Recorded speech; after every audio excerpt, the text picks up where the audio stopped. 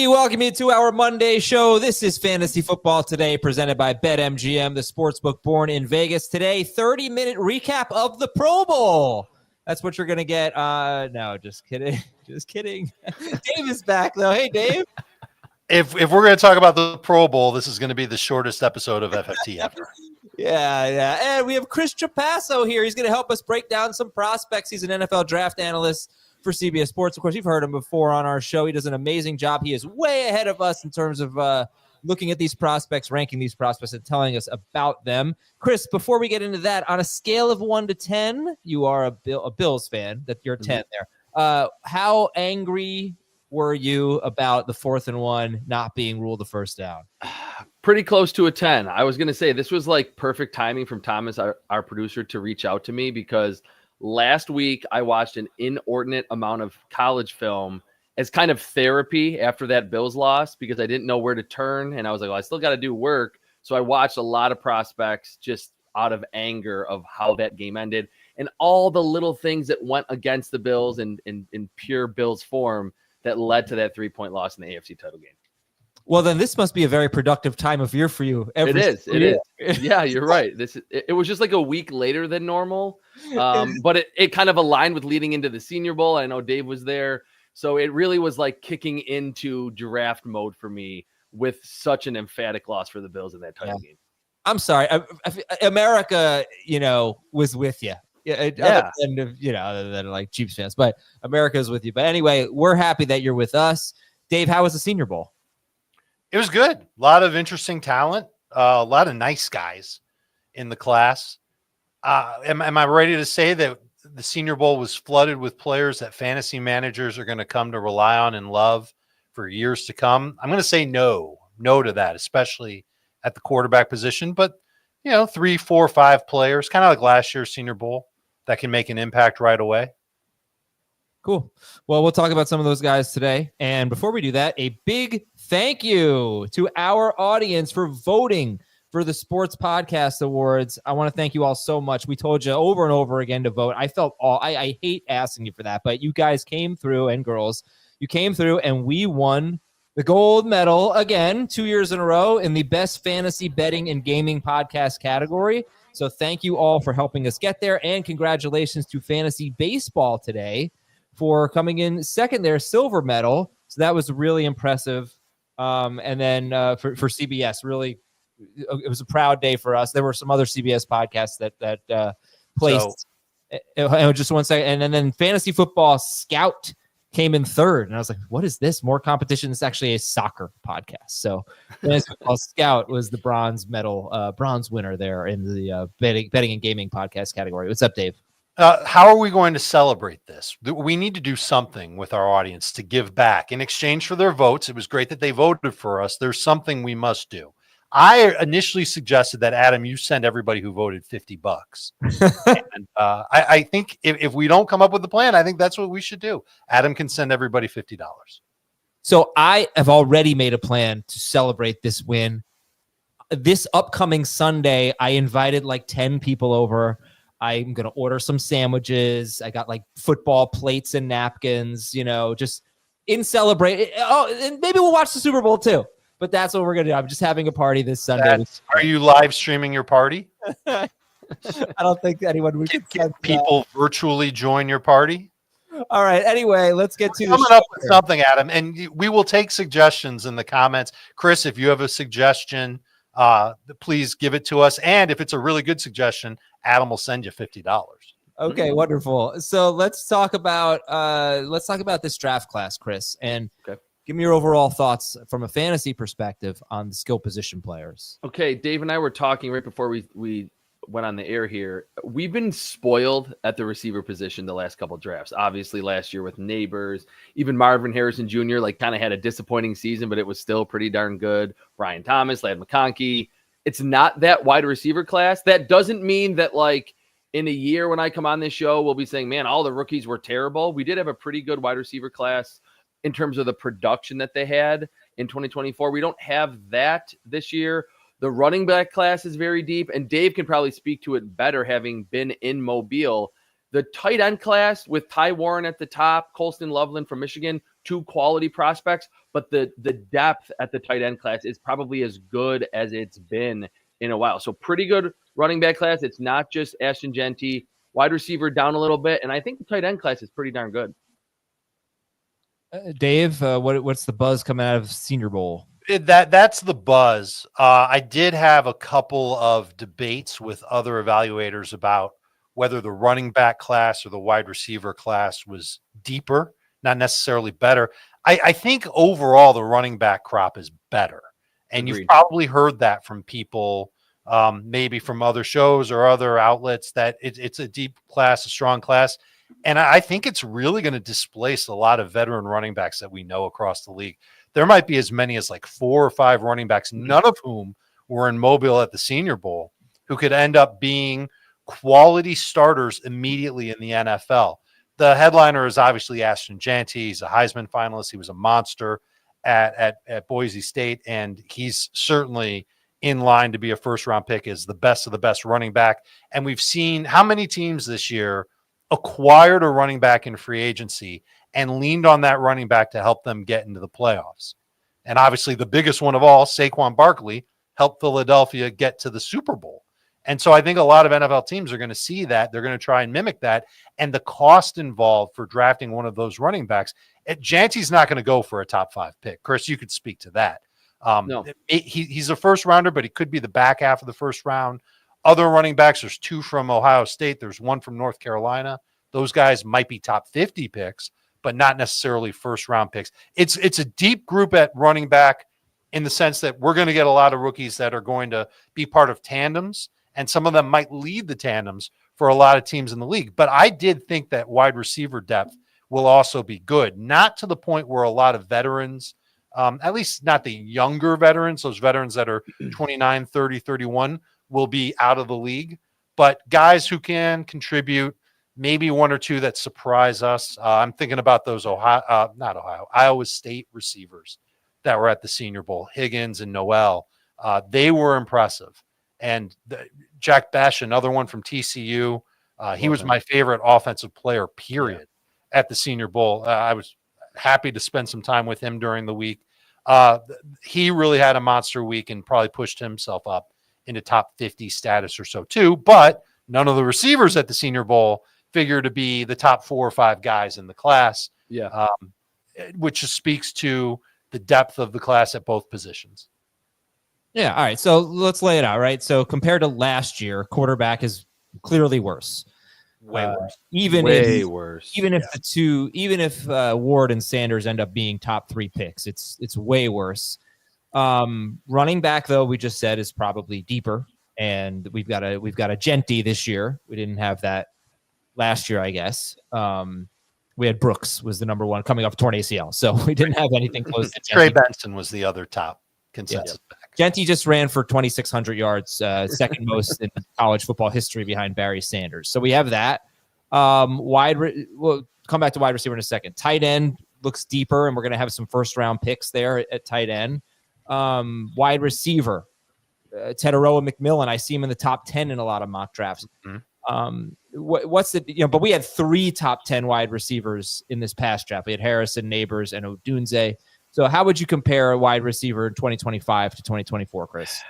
We had Brian Thomas too, Adam. Yeah, Brian Thomas too. I thought it was the big 4. Yeah, I really did. But top 10. Sorry, we had 3 going. Guys that went in the top 10. Yes. Yeah, we had the big 4, and then what did we have? 6 in the first round. We had Worthy as well. I don't remember. Leggett and Pearsall. Leggett, Pearsall. Oh, okay, yeah. Wow, we had Pearsall 7 too. in the first round last year. Wow, I think so. Yeah. And then we had a lot early in the second round. We had McConkey, and we had Keon Coleman. We had. Am I forgetting some? Whatever.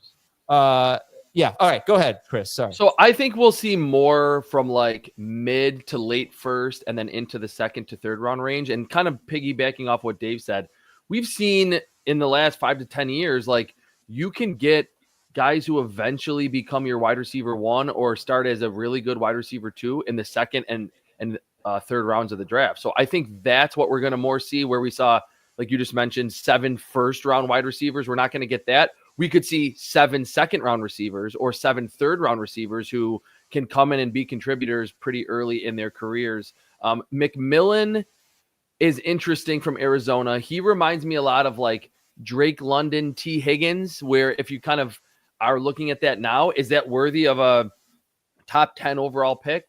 Probably not. I think with Luther Burden, he kind of gives me some DJ Moore vibes. I don't think he's quite the athlete of DJ Moore's caliber, but after the catch, he's a monster. He's the contact balance, the power. He's going to create extra yardage after the catch on a routine basis, and he tracks the football pretty well deep. I just don't know how much he's going to separate down the field. So Burden and McMillan, you're going to see most of the time in the first round in the mocks. Emeka Egbuka is just one of those quality players all around, who's looked like a first or a second round pick for the last like 3 years at Ohio State. So it's not quite as good, but like we're kind of outlining, there are some talents who I think in time can be quality players that aren't necessarily first round picks in the actual draft.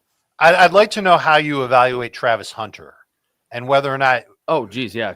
Where would you put him on this list if a team drafts him to be a wide receiver first and a cornerback, part-time?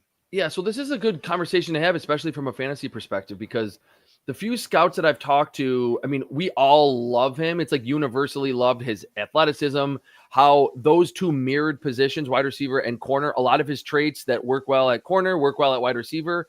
A lot of them have told me that they feel like he's going to be a corner in the NFL and he's not going to play. He's going to be like that, have a package type wide receiver, but not be a full-time wide receiver. So I think obviously from a fantasy perspective, you have to be a little leery of that. And that's why I think I initially forgot about him. I think he can be and is a first round wide receiver in terms of his suddenness, his separation ability. And I thought he tracked the football really well throughout his entire collegiate career from Jackson State and then the 2 years at Colorado. Pretty good after the catch too, despite not being that chiseled or compact frame. It just feels like, and maybe we'll hear more of the rumors at the combine. It just feels like early on, teams are more like, hey, this is going to be like a Champ Bailey type player who's going to play corner and maybe could get some jet sweeps, some bubble screens on offense, but won't be that full-time wide receiver.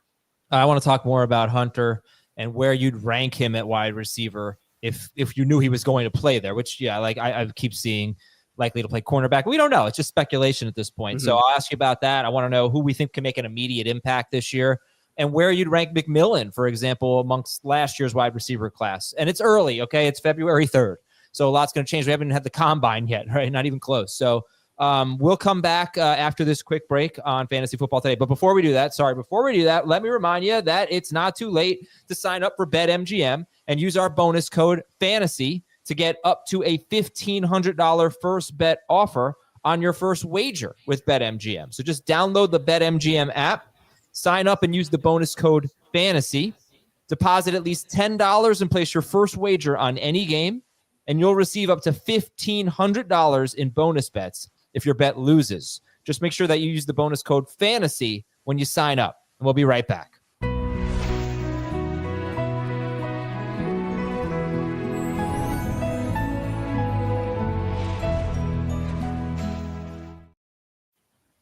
Okay, so two questions. If Travis Hunter said, I'm playing wide receiver, I hate cornerback.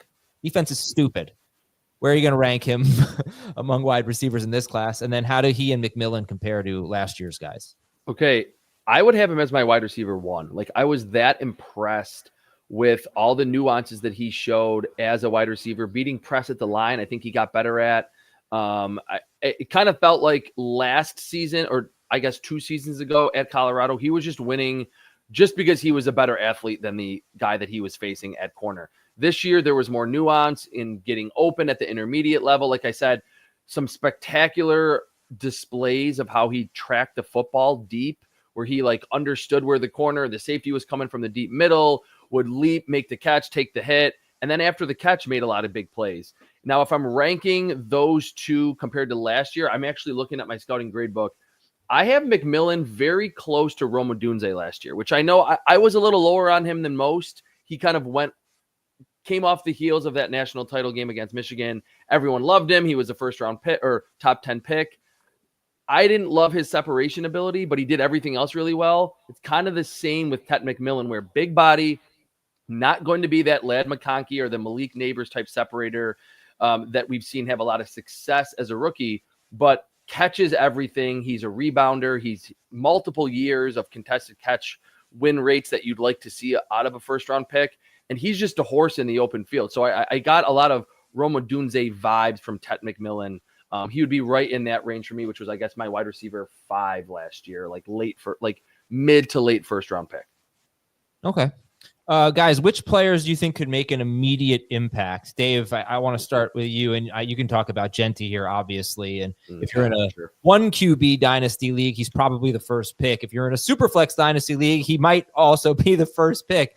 But which players are you looking at right now to make an immediate impact? Well, Jeanty would be the one at running back, but I think Omarion Hampton from North Carolina, who's had back-to-back 1,500-yard, 15-touchdown seasons, can make a big impact. I already mentioned the Ohio State duo, Quinshon Judkins and Travion Henderson, each of whom ran for over 1,000 yards and 10-plus touchdowns. Caleb Johnson was a force at Iowa. None of these guys were at the Senior Bowl. Like I said, all 5 of them figure to be anywhere from mid to late round 1 into the bottom of round 2. And they could all really land with a team that has a need at running back. I think a lot of teams have a need at running back, even if we think they don't. And they could enhance, improve, and make those run games better and stronger. I think they're all 5 are capable of doing that. So they're going to be first-round picks in Dynasty. And then at wide receiver, we talked about McMillan. He makes a ton of sense as somebody who could be a big-time playmaker at wide receiver. If Hunter is drafted to be a wide receiver first, which I think he'd probably prefer since wide receivers make more money than cornerbacks, he would also be an impact player at the position. Is there really anybody else at wide receiver? Yeah, maybe Burden, maybe Egbuka. I don't know if they're necessarily going to be huge. Can they be Ladd McConkey huge? I'm thinking no. I'm thinking that they'll be just short of that. But it also comes down to where they go, who their quarterback is, and whether they're going to see high volume of targets, which is really what matters for fantasy. The tight ends are going to be fun. You've got Tyler Warren. You've got Loveland from Michigan. Elijah Arroyo probably had the best or second best week of any offensive player at the Senior Bowl. He was just absolutely dominating in drills and won every way possible. Think Jordan Reed for him. Just a big-bodied wide receiver who happens to be a tight end. That's somebody that fantasy managers will absolutely love. Go ahead, Chris. Go ahead. Who's going to make it? No. I wanted to mention, which Dave said to me off air too, Harold Fannin from Bowling Green. Sure. Dave, how did you think that he played against the leveling up in competition? Because on film in the MAC, think like Chigakonkwo, think Isaiah Likely, like he was a bowling ball and impossible to bring to the turf with pretty good athleticism too. I think he got better as the week went on. Okay. My notes on him weren't very good on the first day of practice, but by the third day of practice, he was making one-handed catches in the back of the end zone. So he got more comfortable. I would probably put him a notch behind Arroyo, but it's just a notch. And he's, again, somebody who I'd be surprised if he was as impactful as some of the rookie tight ends that we've seen over the past couple of seasons. But it's all about one of the top targets on his team. Yeah, absolutely, he could end up being in line for 800 yards, 7 touchdowns. One other player that I want to mention, just to jump to wide receiver, Jack Bash. To me, I loved him on film.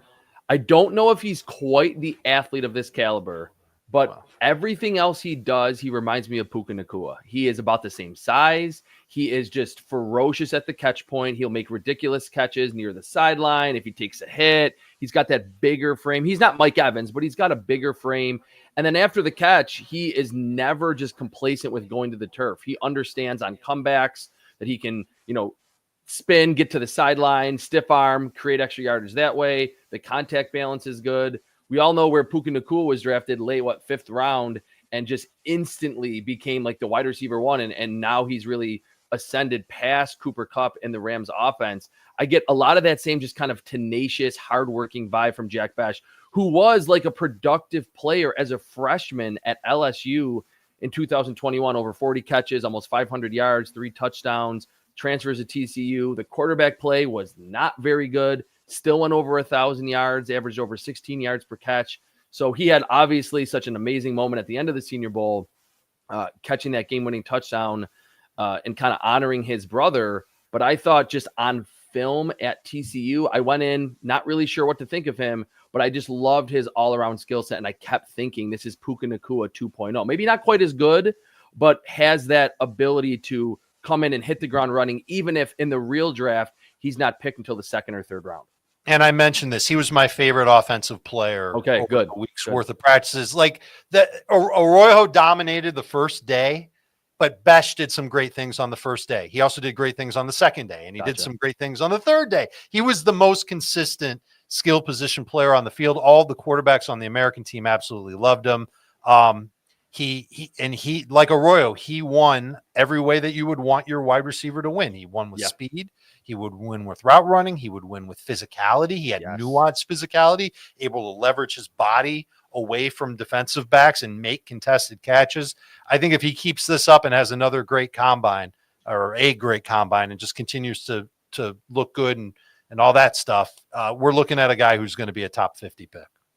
I think so too. Jack Besh, and you mentioned his brother, Chris. His brother Tiger was killed in the New Orleans terrorist attack. So they were kind of honoring him throughout the week, and then Besh came out and had an amazing week, which was probably very emotional. So obviously, hearts go out to him, and glad that there's some positive stories for Besh. Compare Jeanty to Bijan Robinson. I think Jeanty's smaller. He's not going to be, and which to some people that doesn't really matter. You don't really want a 6'2" running back anyway. I think Robinson was right around 6 foot. Jeanty's going to be short, but that just leads to just unbelievable contact balance. Like there were times where I was, and I watched him live, but going like at the end of the season for Boise State, watching his film, there were some obscure games that I didn't catch that were on the West Coast of Boise State. And I was like, there was 6 or 7 runs where you were positive he was going to go to the turf 4 and 5 times, and he didn't. I think his contact balance is the best that I've ever scouted. I think Bijan laterally, like making defenders miss in the hole, is more explosive and has more of that flexibility. But the contact balance coupled with the long speed, and maybe it seemed like Jeanty was a little bit faster than his competition playing in the Mountain West. But I think contact balance and speed are every bit as good, if not better, than Bijan Robinson. Robinson was just more naturally elusive and a better receiver out of the backfield than Ashton Jeanty. I think Jeanty, he led the NFL in missed tackle rate, in avoid tackle rate too. He hasn't led the NFL in anything yet. I led the nation. I'll check on that because I was looking at Scadaboo, who was really good at that, but I think he was even better. He did lead college football in rushing yards. We talked about that. Rushing touchdowns. He had 29 of those. He also had 374 carries. I think the only knock that we can really put on him at this point is the workload that he's had over his last 2 seasons at Boise State. We're talking almost 600 carries over the last 2 years and 374, obviously, last year. Is that going to make a team thrilled to draft him, but maybe limit his workload early on? Maybe. I don't know. I think that's a nitpick more than anything else. Guy averaged 7 yards per carry and was just an absolute hoss. Yeah. Okay. So he led the avoid rate, 40% avoid rate. So 40. Sorry, I said NFL again. He led the nation 40.3%. Yeah, and if you go back, I have my little chart here from my little analytics model that I use. Bijan Robinson's highest was 40.5. So I said that Robinson was more elusive. I think just in terms of skills and traits to just make a defender miss, I still think that that's true. But how the numbers kind of play out, they were equally as elusive in terms of just making a defender miss. Now, again, I think Jeanty, a lot of that was just him bowling through a linebacker or a safety to continue on to the second and third levels of the defense. But yeah, to have that big of a workload, 375 carries and force a missed tackle on 40% of your rushes is absolutely insane. Yeah, that's how you average 7 yards per carry. And I like, and I can't wait to go back and watch his 2023 games. He had 43 catches, 569 yards, 5 touchdowns through the air, 13.2 yards per catch. Imagine putting it almost feels like Derrick Henry, right? Where you want to put somebody this big in a position to catch passes, but Henry never really did it. Imagine this guy lining up out of the backfield, running a flare route, catching the pass, and then going squared up against a cornerback. I think that's automatically a win for Jeanty, and there should be some evidence that he's capable of doing that. Yeah, what's so interesting about him too, like I said, even if you're like, all right, we're comparing him to Saquon and Bijan and who's better, and to get down to the nitty-gritty of the traits, he really is an in-space player too, not because he's going to be LaShawn McCoy making a guy miss, but he can hit those accelerators, and I think he's going to run really. If he tests at the combine, I think we're going to be surprised at how fast he runs, because when he was at top gear, maybe it was just the Mountain West, it seemed like Ashton Jeanty had that home run hitting ability. He hit a lot of long runs at Boise State over the last 2 years.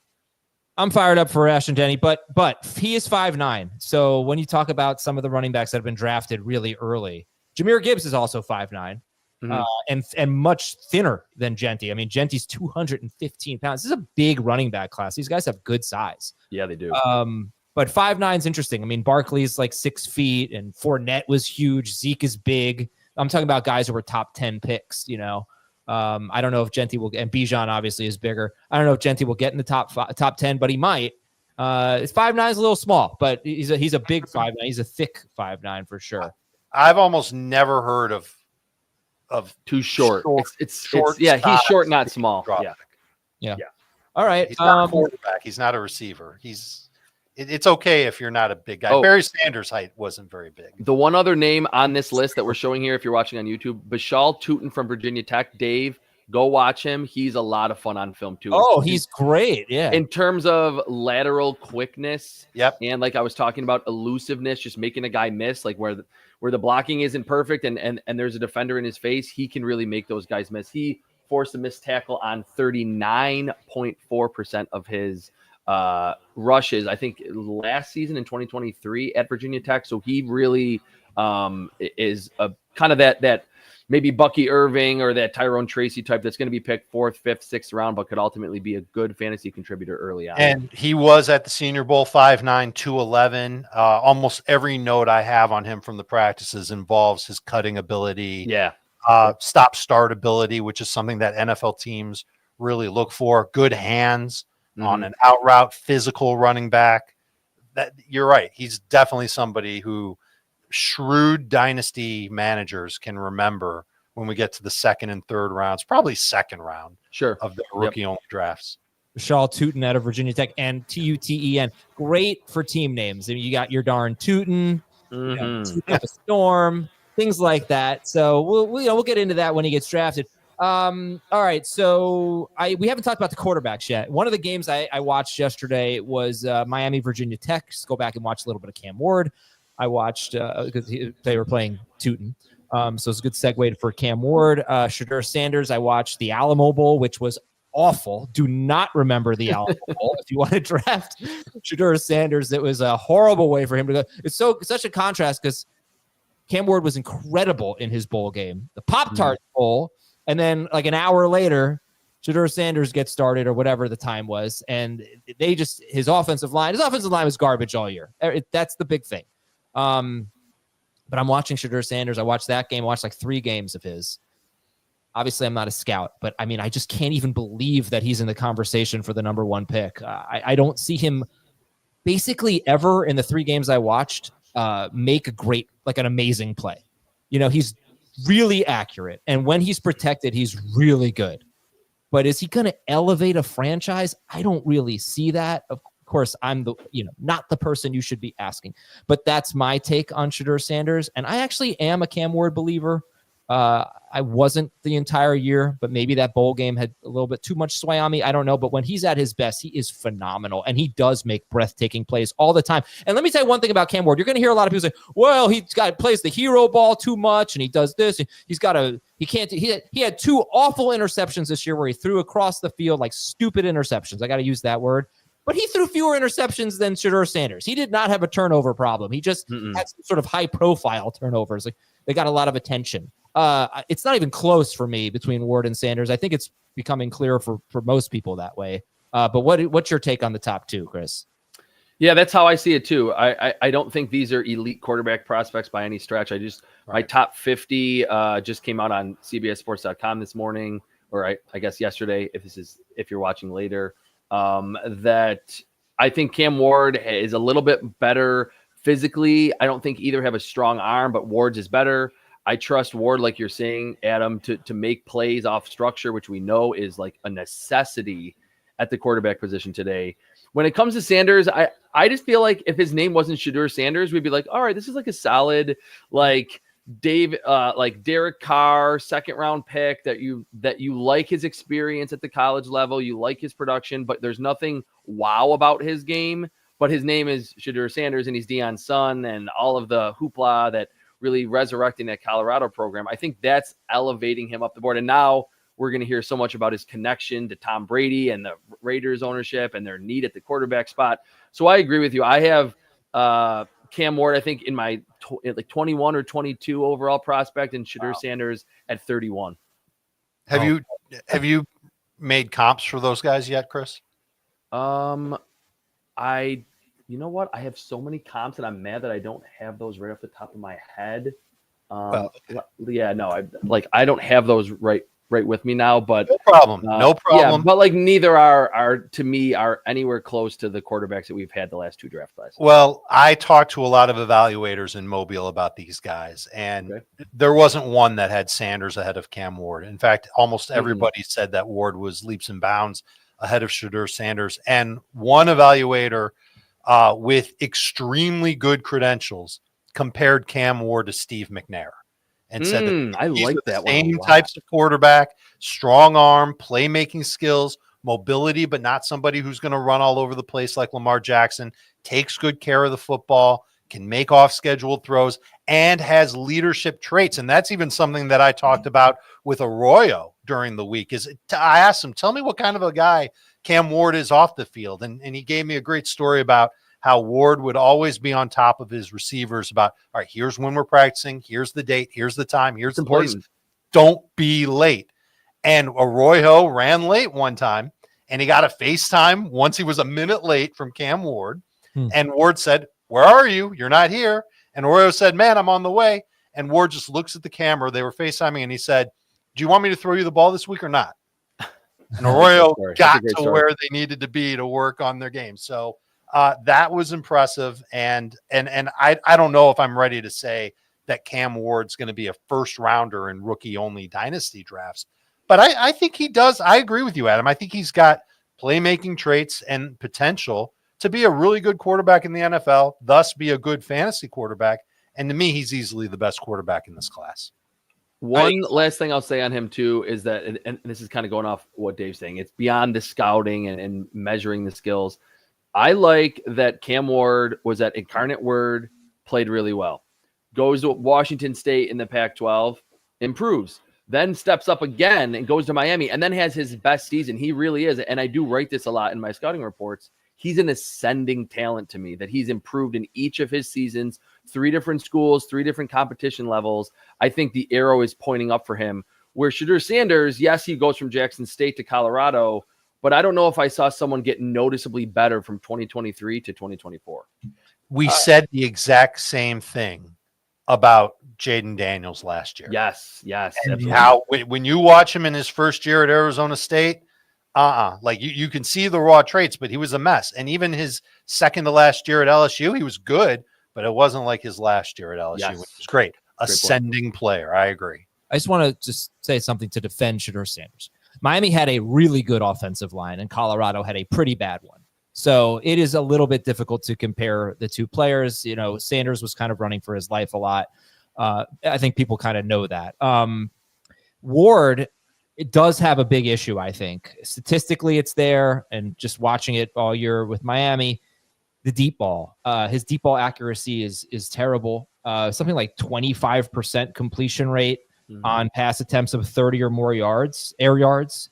I think I have that somewhere in my notes. So that was really because Jaxon Dart was a pretty good deep ball thrower.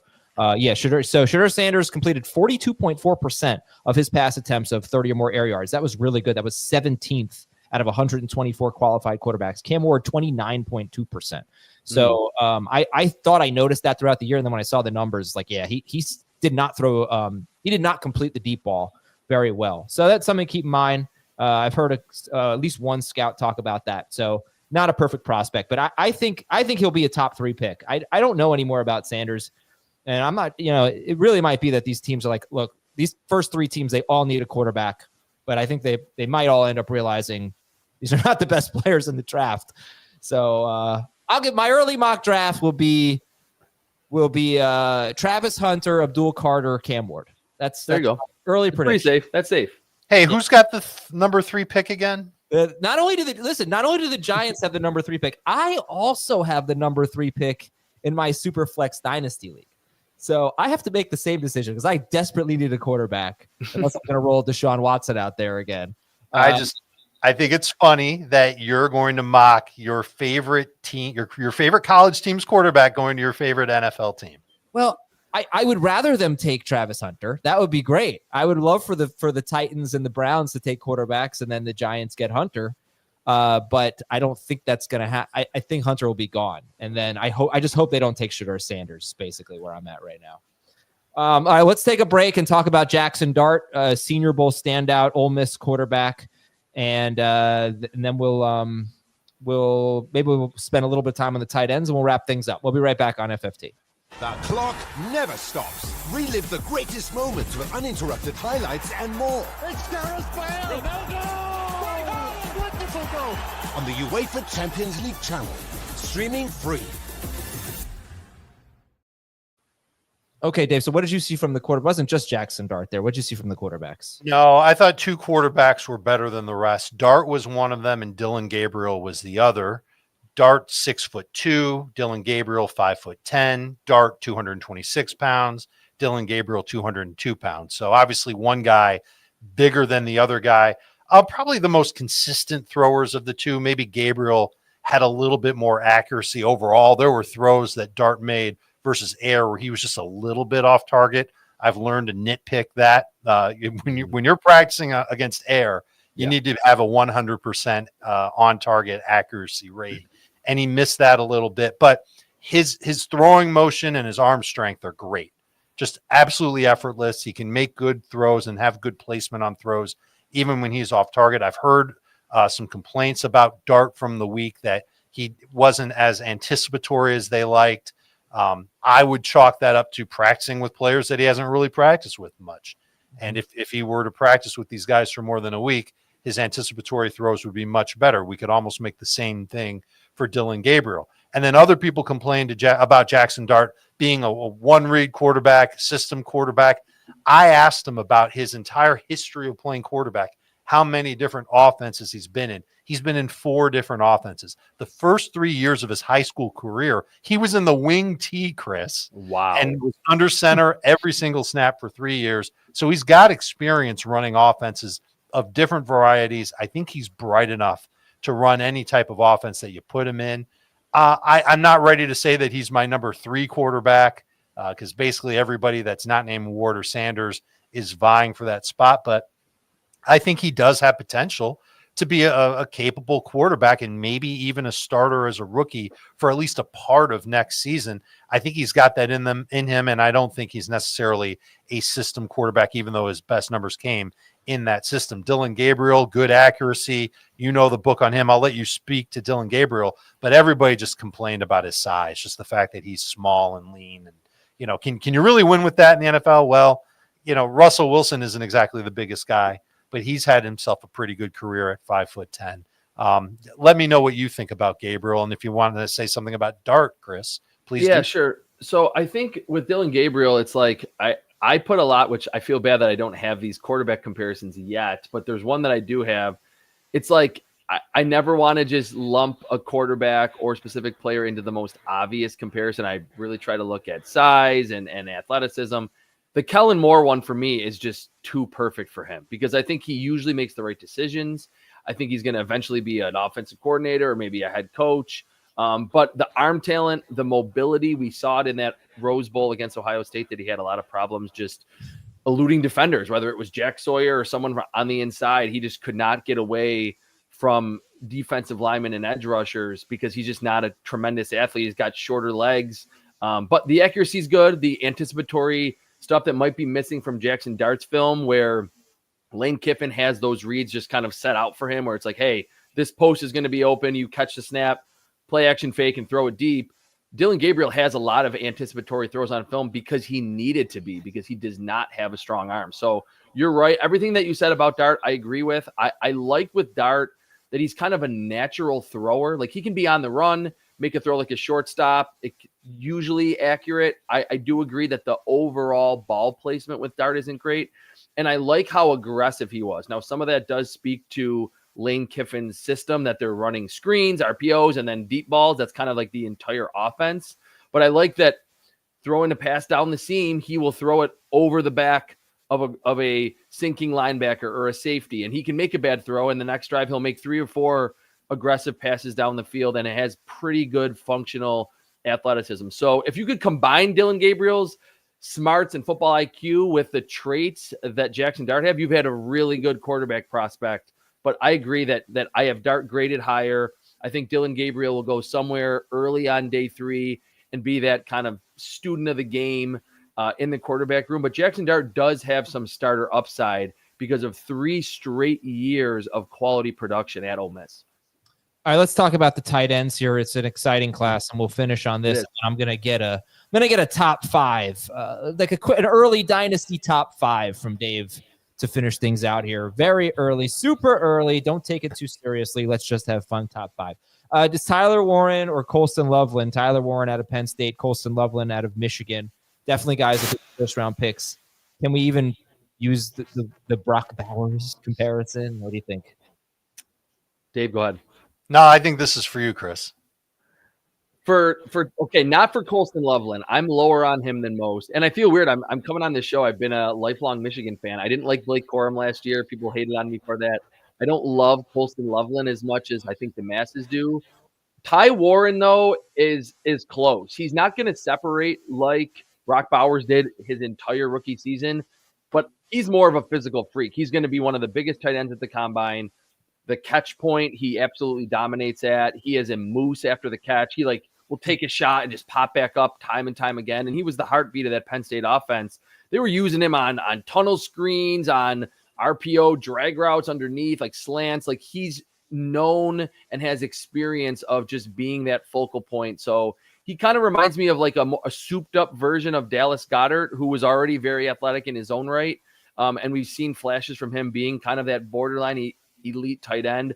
But if I have to pick which one's closer to Brock Bowers, it's got to be Tyler Warren. Agreed 100%.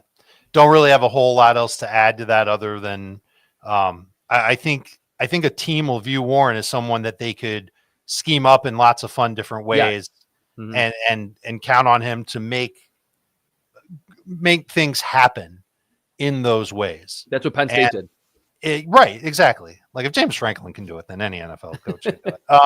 I do think that it'll take a team that really like digs in and is really dedicated to wanting that and adding that to their offense. And I don't know if I'm ready to call out an NFL team or two at this point that would take that leap right now. Indy is going to be the one that he's linked to, and he makes a ton of sense in that regard. You've got a great play caller in Steichen. You've got a quarterback with accuracy issues in Anthony Richardson. Here's a short area target that can burrow through first contact and then make a first down on a catch that, travels 3 yards down the field. It may be doing a lot of the things that Michael Pittman was supposed to be doing or still could do. But I would love Tyler Warren with the Broncos too. Tyler Warren with the Broncos. Okay. Yeah. Same idea. Like a lot of short stuff from Bo Nix. They need a tight end. We know the history. Sean Payton, Jimmy Graham, which I don't think Jimmy Graham is a terrible comp for Ty Warren because they're just big physical freaks where you're like, how are they getting open? You're like, oh, it doesn't matter. Just throw them the ball. They will make a play on it and make something happen, like Dave said. So when you look at guys like Harold Fannin Jr., Gunnar Helm, Elijah Arroyo, Mason Taylor, these are right now tight ends 3 through 6 in the CBSSports.com rankings. How do they compare to Jatavian Sanders and Ben Sinnott? That group. I cannot believe, Dave, I'm forgetting the Theo Johnson. Sorry. Giants tight end, that second group of tight ends. Like, how is the second group that's going to be probably not a first round pick, but after round 2, let's call it day 2 tight ends this year with last year? I would say outside of Arroyo, the last year's group was more athletic. Theo Johnson tested through the roof, didn't have a big rookie season, but could. The upside was always like his main selling point last year. Ben Sinnott also tested very well, and I think he could still be a really good player in Washington. But I think the rest of the group, there's more depth. There's more of a chance of one of these guys hitting. They're more polished players. Harold Fannin, like I mentioned in the MAC, he was kind of the Ty Warren of the MAC, where they just threw him up the ball down the field on tunnel screens. He made plays. He's so good after the catch. The one other name that I really like, and I know that Mason Taylor had a big week, so Dave can speak on him. I like Terrence Ferguson from LSU, or from Oregon. Oregon. Sorry, I was looking at the wrong name there. Terrence Ferguson from Oregon. After the catch, I think he's pretty sleek, moving, can get open. The separation ability, you saw a little bit of it. Really good in contested catch situations. He kind of reminded me of Jordan Atkins, who I know came into the league late, but has had, I think, a pretty good career. Maybe not from a fantasy standpoint, but has been like reliable in Houston and then in Cleveland. He kind of is that dependable guy that I think could grow in terms of his rapport, like establishing that connection with whoever his quarterback is. So I didn't hear a lot about Terrence Ferguson from Oregon, but he's kind of my favorite, maybe day 2, early day 3 tight end that can be like a Cade Stover or someone like that early on, where it has a good rookie season. And then by year 2, he's now starting to become more of a focal point in the offense. And he's not going to run away from anybody, Ferguson, but he already knows how to use leverage to his advantage, and that makes him a quality target. Mason Taylor, you're hoping that he's got a lot of his dad's traits. His dad is Jason Taylor, who everybody knows. I think his speed was okay. I liked his contested catch ability. I like his size. He's 6'5", 250. He's got big hands. I don't know if he's necessarily a polished product, Chris. And that's something that makes him he might take. He's so young too. Isn't he 20? I believe he's only 20. So he could take a route where he doesn't do a ton as a rookie, but can explode in his second, third, fourth years in the league. All right, guys. All right. So Dave, I want the top 5 picks right now in Dynasty. Let's see. I'll make it super flex for you. And I think we should, if we're going to do super flex, then maybe we should do 2 top 5 lists. All right, that's fine. Quarterbacks are going to be pushed up in a super flex. Okay, before we do that, though, I just wanted to promote a little company thing here, Paramount Plus. I hope you all are watching Dexter Original Sin. It is freaking awesome. And I am sad that I don't have the opportunity to binge watch it because I'm all caught up. Now I have to wait till Friday for a new episode to come out. I am so hooked on the show. I've watched all the Dexters. I'm loving Original Sin. So it's on Paramount Plus. Check it out. Okay, Dave, go ahead. I think Jeanty is going to be the number 1 consensus dynasty pick. And because the quarterback class is so weak, I would imagine he'll be the 101 in Superflex as well. The only difference being if the fantasy manager that has the 101 is just absolutely desperate for a quarterback, then maybe they take Cam Ward. But I think Jeanty is just too good of a prospect to pass up. So he'll be first. Is Travis Hunter a wide receiver or a cornerback? No, he's a corner. Okay, and so he won't be a top 5 pick. That'll mean that Tetairoa McMillan will be second in 1 QB. Let's just do 1 QB. So Jeanty 1, McMillan 2. And gosh, there's so much that's going to come into play with where these guys land because none of these other players are necessarily so dominant like Jeanty is and kind of like McMillan is. Maybe we can make the case for Warren 3rd. I would say Warren 3rd, yeah. Yeah, because he's got that upside to be dominant. So let's put him at 3. I would probably put Egbuka 4th ahead of Burden. And then one of the other running backs, either Hampton, Johnson, or maybe Judkins. One of Henderson or Judkins 5th would probably be up there. Mm-hmm. Okay. Yeah, it's not as slam dunk of a top 5 as it was last year, where you had like 3 receivers, the quarterbacks. Like you could rattle, like I could have rattled off a top 5. It's a little bit of a harder exercise this year. And I think once Ward is off the board in Dynasty, in Superflex rather, I don't know if it's a guarantee that Shedeur Sanders is going to follow him and be as high as 3. We could see something like Jeanty, Ward, McMillan, Warren, and then, take your pick from the receivers and running backs that are left. And Sanders doesn't even make the top 5. Again, it comes down to how desperate a dynasty manager is for a quarterback. If they've got nothing, they will take Sanders, or they will take Ward if they have to. But if they've got something that they can at least get through the beginning of the season with, then they're going to go to a different position. Okay. And we haven't really, we'll save this for another show. We haven't really talked about Luther Burden much out of Missouri, but he could be the second wide receiver off the board. He's a slot guy, it seems, who just had a really unproductive season after. It's going to come down to the combine for him, I think. You think so? How well does he test? Does he test close to Deebo Samuel or DJ Moore, or is he more pedestrian and just really pigeonholed into a, hey, you got to throw him underneath stuff and just hope he excels after the catch? If he tests really well, then I think he probably will be the second receiver off the board. Okay. All right. Well, thank you. Thanks, Chris. Appreciate it. What's your Super Bowl pick? I can't bet against the Chiefs. It's gotten to the point of me of like so many years where I would bet against the Patriots and then they would always win the Super Bowl. So I'm just going to say the Chiefs are going to find a way. The ball's going to bounce their right way. They're going to make a big play late on defense and ultimately win this game. I think I'll talk about this obviously more throughout the week. We'll do a full Super Bowl preview on Friday. I think if you go position group by position group, the Eagles are better. In almost every one. Yes. Quarterback might be the only one where the Chiefs are better. Maybe defensive backs, maybe secondary. But right, like maybe. And maybe quarterback. I don't even know, like the way that Mahomes played this year. I got to give the edge to Mahomes, but it's not like Hurts can't outplay him. He almost did.